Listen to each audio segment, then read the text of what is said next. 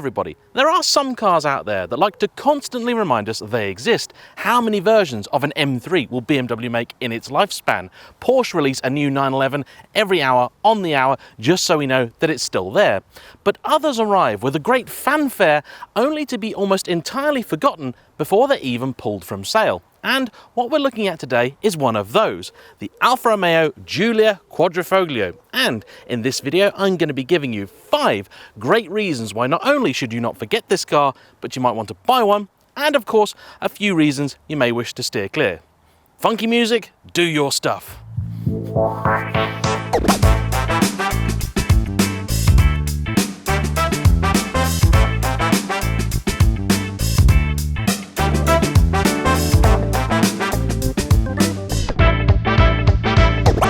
Before we get started proper, I want to say a big thank you to today's headline sponsor, Car Vertical, whose money I am using to buy lots more funky shirts. I know today's attire is a little bit on the plain side.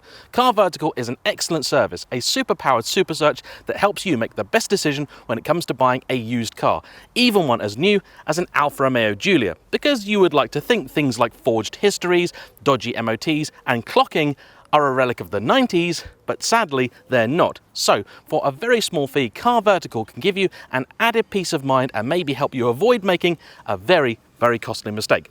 For a special discount on their service, check out the link in the description down below. Onto the car.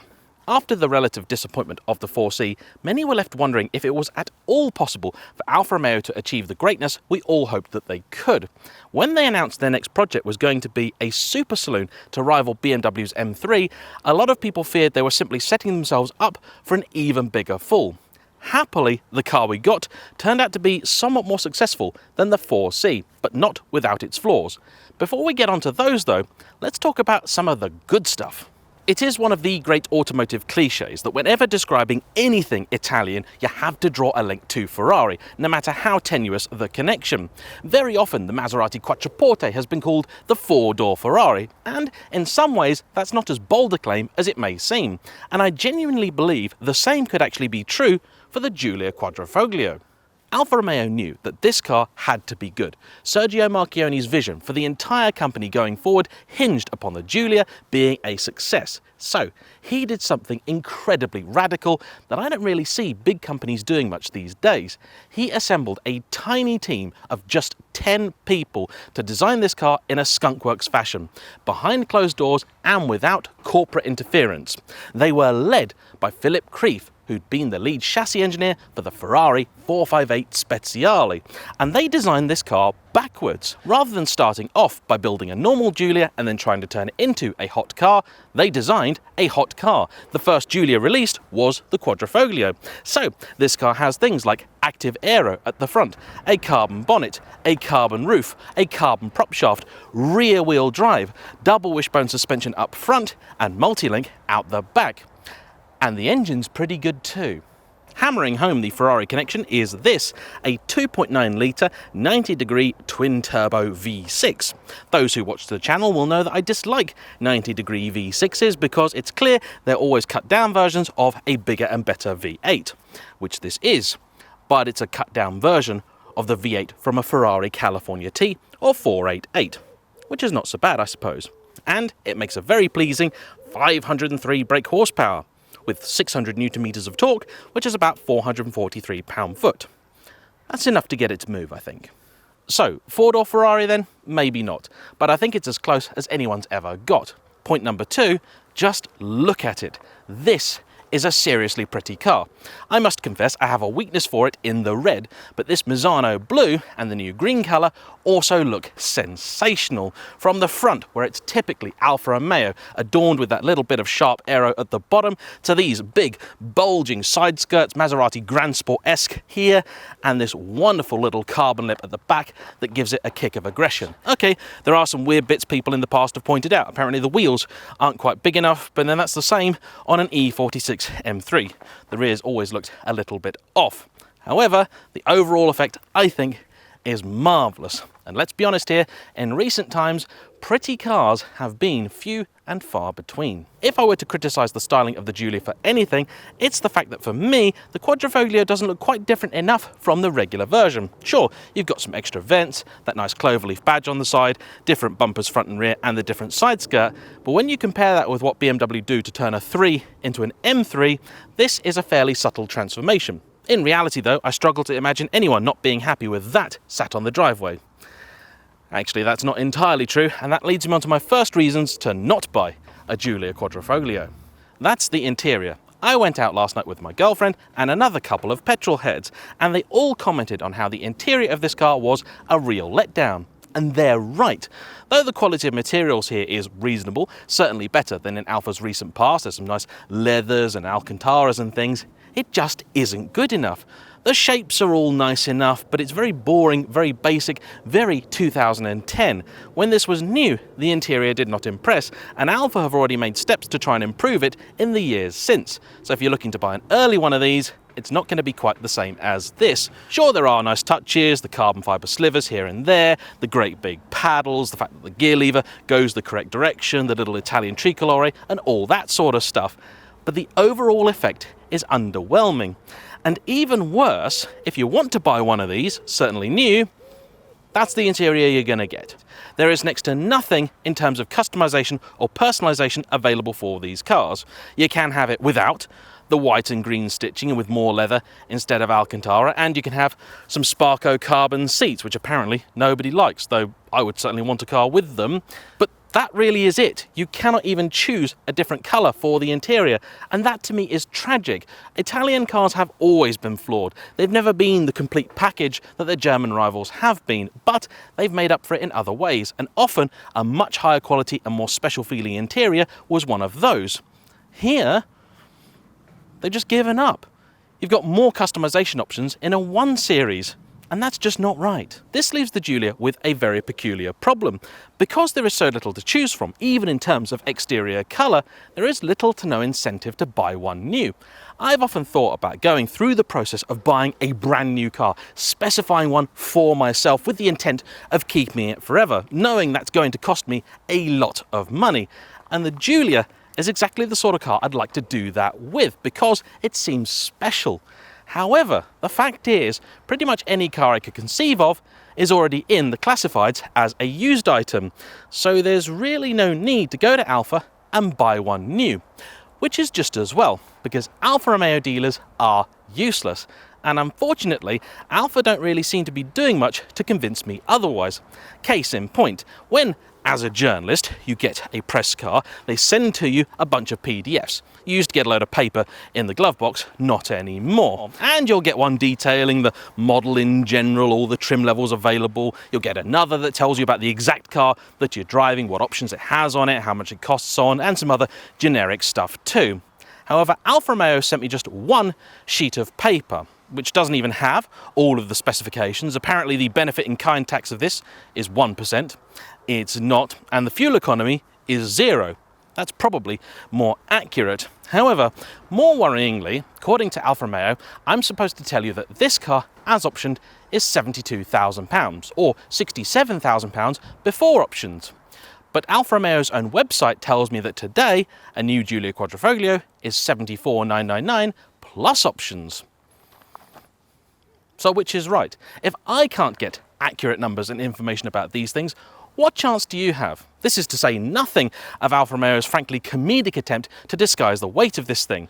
Early on they claimed it was the lightest car in its segment. Lightest only when they weigh it dry, which is no good to anybody. In actual fact, it's one of the heavier cars. Oh, Alfa.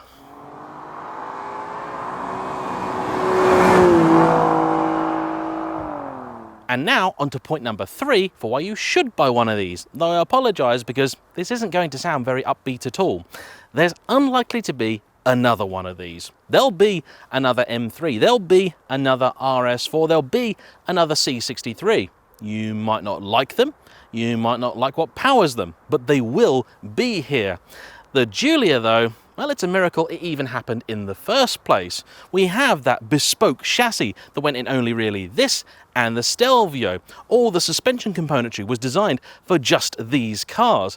Today, a manufacturer really won't bother with a new platform unless they can spin about 30 different models out of it. However, Alfa really went to town, which all sounds great and wonderful. Unfortunately, there was something that they neglected to include.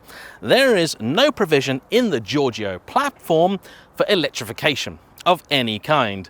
No full electric and no hybrid either, which severely limited the life of this car regardless of how well it did. And if you're watching this, I'm sure of the two, it was the Giulia that always interested you. But the fact is, what the buying public went for was the Stelvio. So no prizes for guessing which of the two cars is likely to get a successor.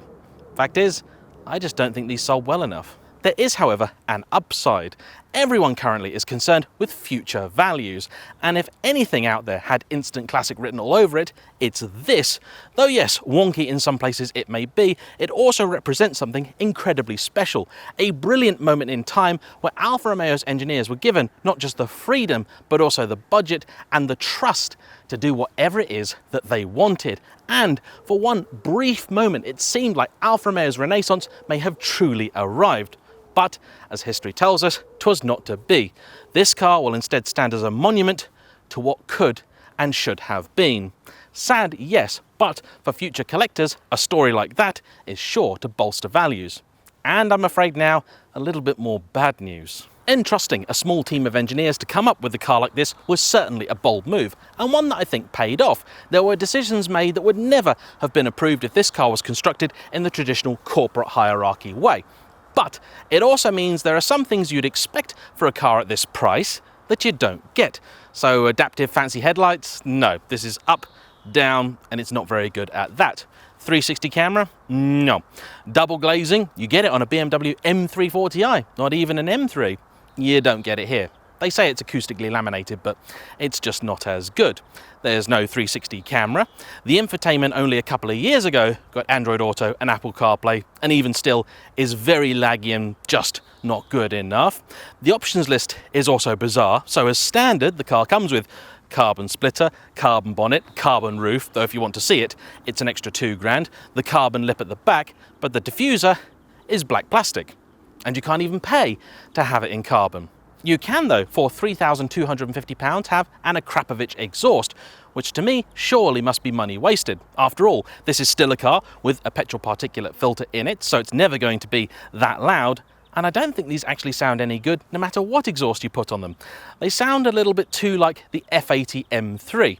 I think it's partly a function of the turbos, but more likely a function of the fact that it's a 90-degree V6 and probably running two separate exhausts, so it's just not a nice noise.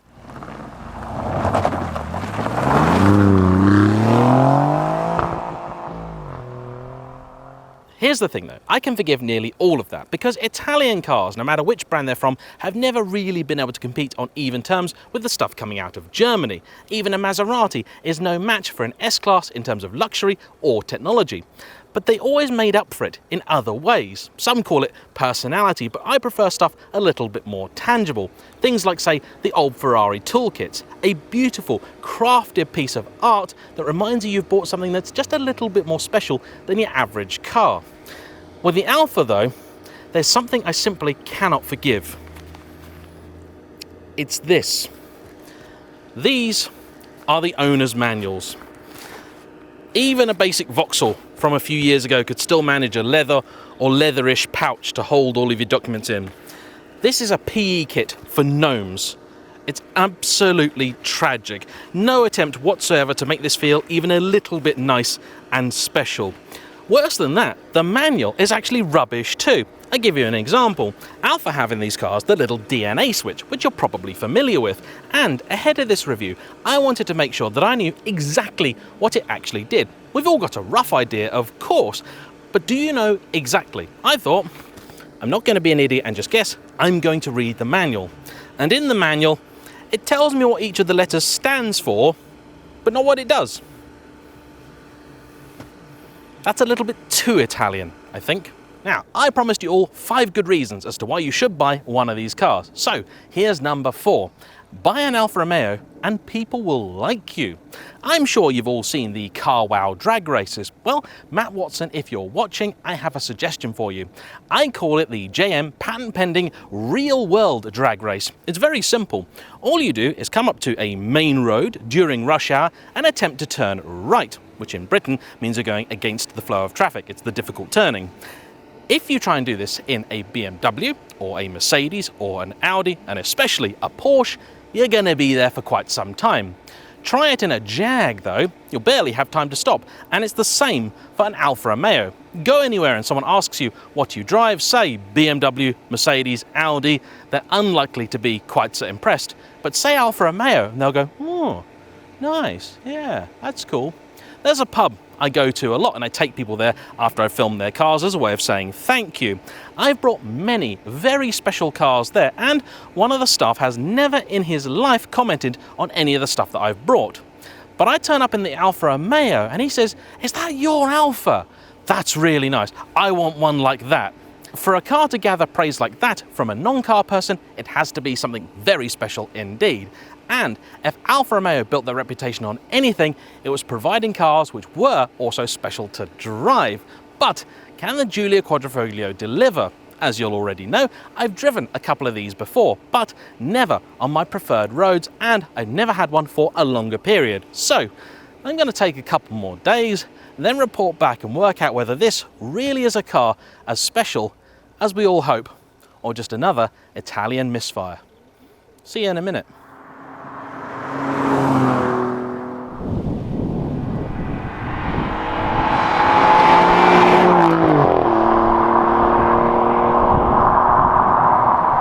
I must confess that on the road, the Giulia Quadrifoglio continues to be equal parts frustration and delight. Though there is one thing I will certainly say for it.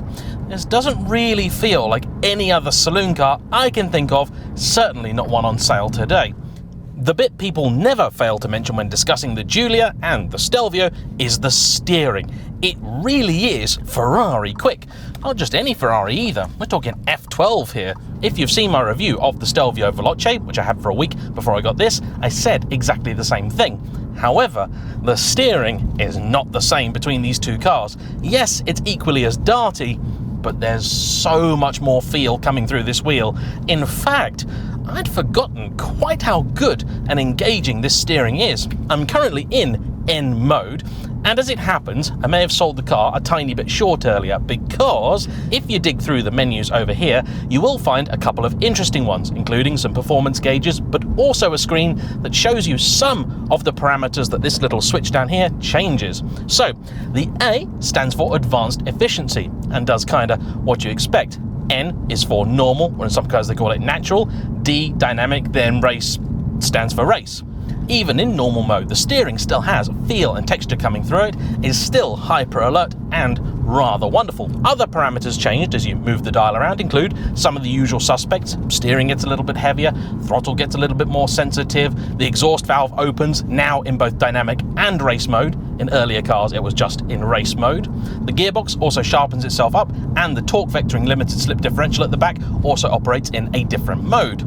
There is, though, even more than that going on, and one thing I don't like this car changing, in fact I don't like at all, is the brake pedal. I've said the same in every single Giulia and Stelvio review that I've done thus far, and it still remains true. However, Alfa have done some work to it. These cars do feel a little bit more intuitive than the earlier ones. For reasons really unknown to just about everybody, Alfa Romeo decided to fit a brake-by-wire system to these cars. So in these cars, though the brakes themselves are still hydraulically actuated, the pedal itself is not directly connected to that system. Instead, it sends a signal to another piece of hardware that gets the brakes to do their thing. In theory, it saves quite a bit of weight, some 20 kilos or so I think, but if you want to save even more, you can go for the optional carbon ceramics. They're about 6,000 quid, and I think save another 20 kilos or so.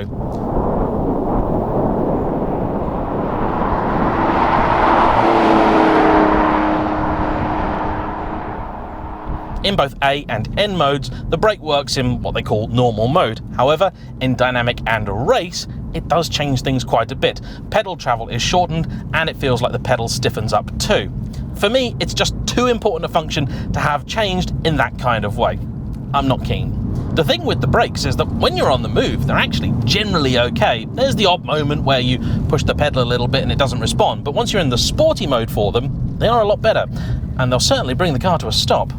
Another item that changes as you work through the modes is the suspension, and here Alfa have taken another leaf from the Ferrari playbook, as they appear to have nicked the bumpy road button. In dynamic mode, by default, the suspension will be in what they call the mid setting. Press the button, it will go off, and you're then in soft, and the dash will tell you.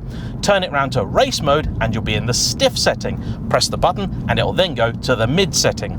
There is, as far as I can tell, no way to have race with the soft suspension, so not entirely like bumpy road, but close. Speaking of which, that suspension is at all times fairly jiggly. Around these roads, and at low speeds in particular, the car always has an edge of firmness to it that I did find surprising. I thought it might be a little bit more supple. It is in fact much more firmly damped than many Ferraris I've experienced recently.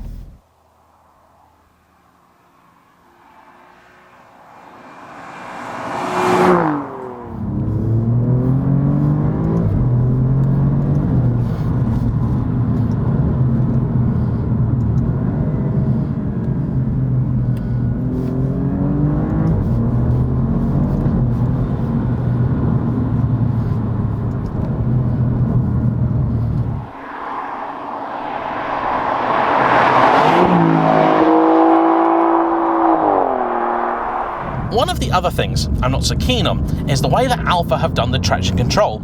In dynamic mode, the first two gears, I'm pretty convinced this car is holding back a lot of power. This was something my friend Anthony reported to me. He had the car for a day to get some drive-bys, some statics, and also help film a piece for our second channel, where he's doing his second opinion on this. We initially agreed that we wouldn't discuss any of our findings with each other to make it two truly unbiased opinions, but he was worried the car was broken and said to me, James, something doesn't feel right. In first and second, with dynamic mode on, the car is really holding itself back. I thought he was being a wally. I thought he was driving the car in the wrong conditions, though it's been bright and sunny the whole time. But no, he's not. Indeed, in first and second, dynamic mode really pegs the car back. You change up into third and the thing just goes for it. Absolutely ferocious. But put it in race, in first and second, it'll do that as well. It is Anthony who managed to bag a shot of the active splitter up the front actually working. We had to take it onto a higher speed limit road because it's only at sustained speeds over 60 it will actually engage. I'm not sure exactly the logic behind it, but we managed to make it pop out and we got it on camera, so cheers Anthony for that. The issue though is that in race mode there is no traction control. If you're familiar with Ferrari products, race mode still has traction, much the same as in a BMW where you have the MDM mode. It's there, it's just less aggressive. And I like that. On a day like today, you want to be able to play with the car a little bit, see what it's got, see what it can do, but still have that safety net there.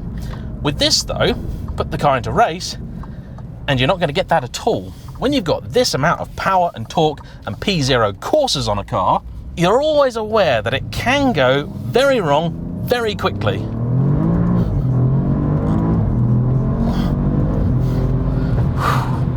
It did an off shift though, and I'm pretty sure there was just a crack from the exhaust as well. Oh.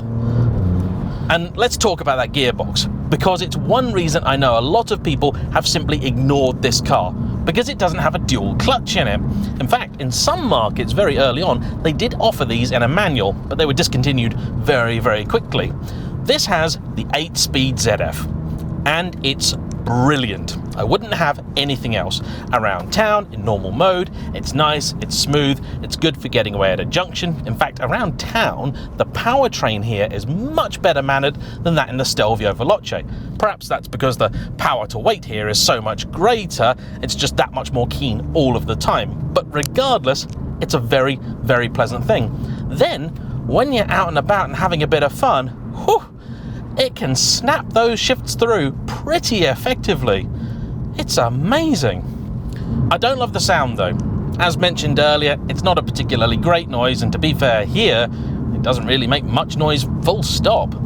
For people that grew up idolizing the sound of that classic Alfa Busso V6, this is sure to be a disappointment.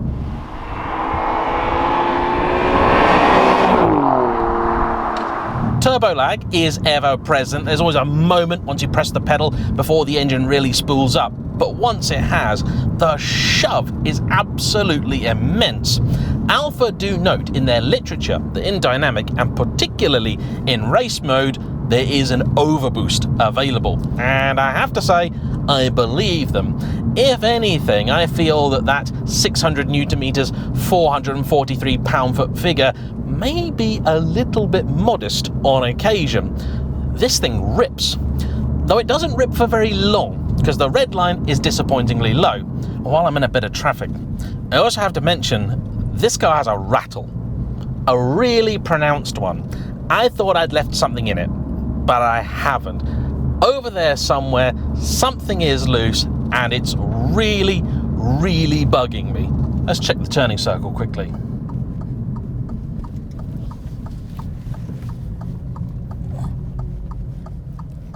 That's okay.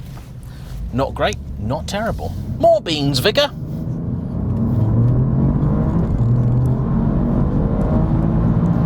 It's so frustrating that it's in race mode where this car really, truly comes alive, but you're also constantly aware of the fact you have no safety net left, nothing at all, and that does temper your enthusiasm on occasion. Maybe that's a good thing.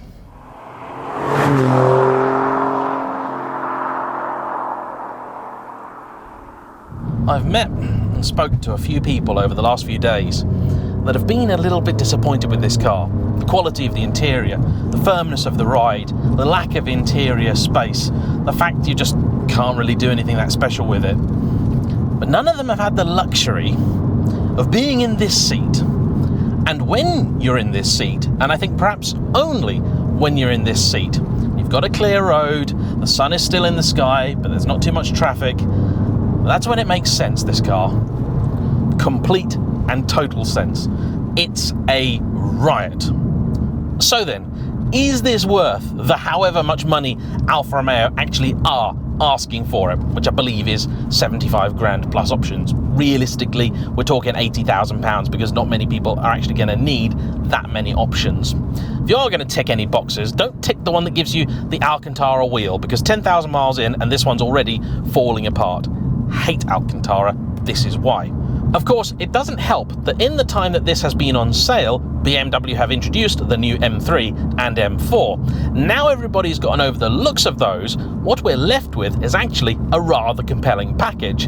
They're a much more competent tourer than this, they have more interior space, more boot space, they're far more comfortable, and power is now similar. This was up on the old M3, but only matches the new M3 comp. The vast majority of the new M3s that I've seen have been fitted with the carbon pack, which takes the price up to just over £90,000. So these are still slightly cheaper, but in practice, I suspect the finance on the Alfa is just not going to be as aggressive as on the BMW. So let's just call them the same money. Which would you buy?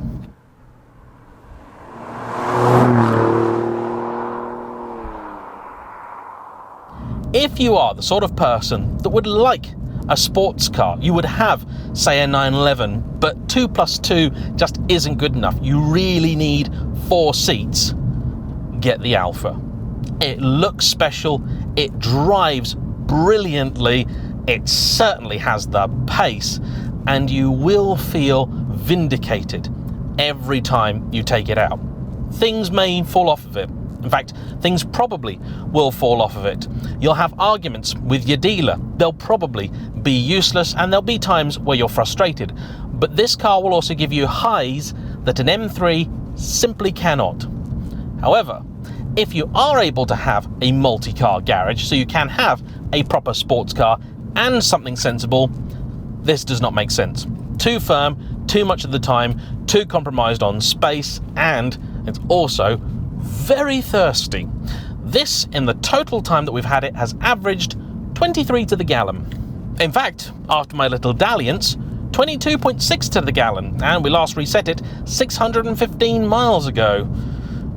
Trip B, which we reset 124 miles ago, have only averaged 21.3. In truth, that's about what you're likely to get from any of this car's rivals, and on longer journeys, it is possible of doing over 30 to the gallon on the motorway. A greater frustration is the fuel tank, which is only 58 litres, meaning visits to the petrol station will be more frequent than you may like. It was only after my time with the Giulia was over that I actually realised who this car is absolutely perfect for. I keep comparing it with M3s, RS4s and C63s, but those buyers are unlikely to change their brand. Instead, you need someone with an open mind that will welcome this car's compromises, and it just so happens there are a bunch of those out there who have been waiting for something new for quite a while. GTR owners. The boosty engine, the incredible turn-in, the overly stiff suspension and the sensational grip. This car is like a two-wheel drive Italian Nissan GTR. With better steering, much better looks and a more grown-up image. This could be the perfect car for a JDM fan seeking something a little bit more mature.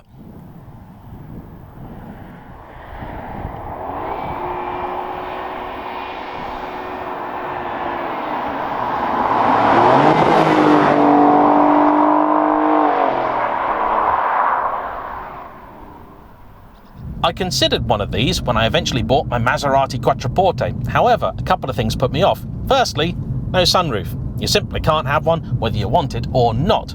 Secondly, these are still quite expensive. I figured now they've been around for 5 years or so, early ones would be down to about 30 odd grand. But they're not. They're about 40 odd, and that doesn't really appear to be the car market being strange in recent times either. They've just stop depreciating. Great news if you've got one, and probably good news if you're looking to get one, because I suspect they're not likely to shed all that more money either. Buy into a new M3, strap yourself in. That's going to be a bumpy ride. I am not totally mad, so I'm not going to say that the Alfa is the sensible choice, but if you buy the right one, and you're lucky with it and nothing goes wrong, it could actually wind up being a reasonable ownership proposition. So then, there we have it.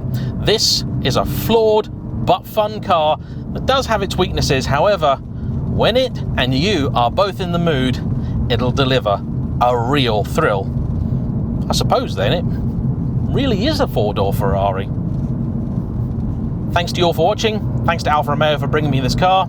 Don't forget to hit the like button, comment down below, subscribe to this channel and my new one, where you'll see more content on this car and a whole bunch of other stuff too. Thanks for watching. I shall see you all for the next one. Bye bye.